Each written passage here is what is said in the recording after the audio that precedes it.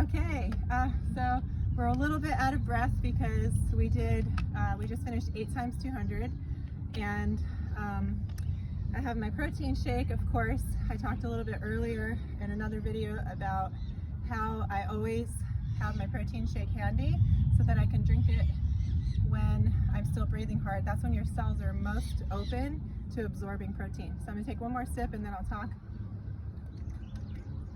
Okay, so we wanted to tell you why we love the 200-meter workout. It's great for beginners, it's great for advanced because you can change it. So today we did 8 times 200. At the first 4 were around 34-35 seconds. The last 4 were around 32 with a 30-second finish. And we had 2.5 minutes break. But a few weeks ago when we did this workout, about 3 weeks ago, we did 8 times 200, started at 40-second pace, or actually we were 38 that day, I think. Yeah. The time before that we started at 40. So you see the trend here. We were at 40, then 38. So we are getting faster per week. And then this week we not only got faster, but we cut our rest time. So I'm gonna let you talk for a minute because I'm running out of breath, but you can pretty much adjust it. So how do you usually adjust your 200-meter workouts? Yeah, so, Dakota. Yeah, my name's Dakota. I've been running track since first grade. The 200-meter workout has been sort of an iconic workout that I do no matter what age I am, what level of fitness I'm at. Like she was saying, you can alter the 200. Sometimes I'll add more reps of the 200, sometimes I'll do less reps and make my pace faster. So it's really fun to just tweak it and then also be able to see your progress. And it's something, like I said, I've been doing for years and years, and I'll probably continue to do it for years and years, which is really cool. Yeah, so Dakota was a multiple state champion and Division I athlete, and more in the distance type events, but she's been training 400-meter training with me for the past year or so, and I've been loving it because she's such a great training partner. But for you, like in college, you were telling me once that you did like 14 times 200. Oh, yeah. So, and then, but now we did less, but you probably never did a 30-second. Well, not too many 30-second 200s in college and distance, right? Every once in a while. Faster. Yeah, but that was not for 14 though. No, I don't do 14 at 30 seconds, that's for sure. Definitely, I've been getting better at speed work after graduating college and transitioning away from the distance-centric workouts to now. So.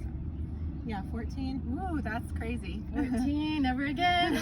But so what we want to do is we want to challenge you all today to do a 200-meter workout. It's great for all kinds of sprint training.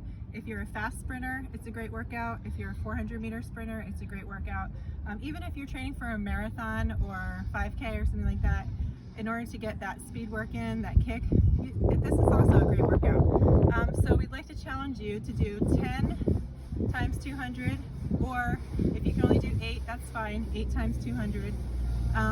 And find a pace that's comfortable for you that you can do for all of the reps. If you're doing 8 times 200 and you want to do 40 seconds, make sure you don't go 40 seconds for the first one and then drop off 45, 50.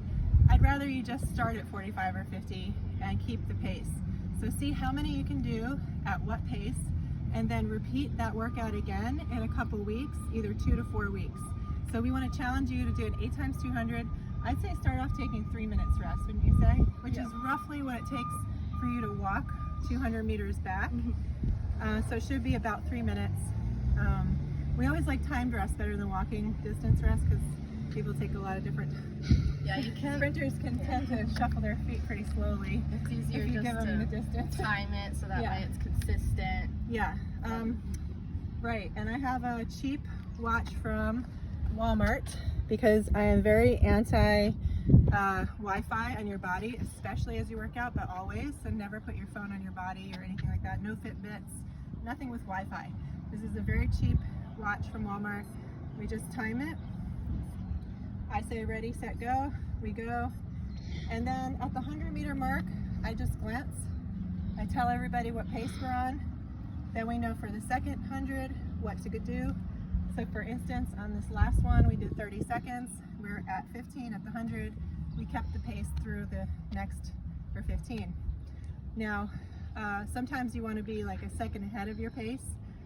So if you're doing 32, maybe you want to be at 17 and a half or something like that. Sorry, 16, 15 and a half. You want to be a little bit ahead. Okay. Because you might naturally Slow down on the second half. Yes. And one of the things that Dakota stresses when she coaches or trains with athletes is finishing through the line. So do you want to explain that before we go?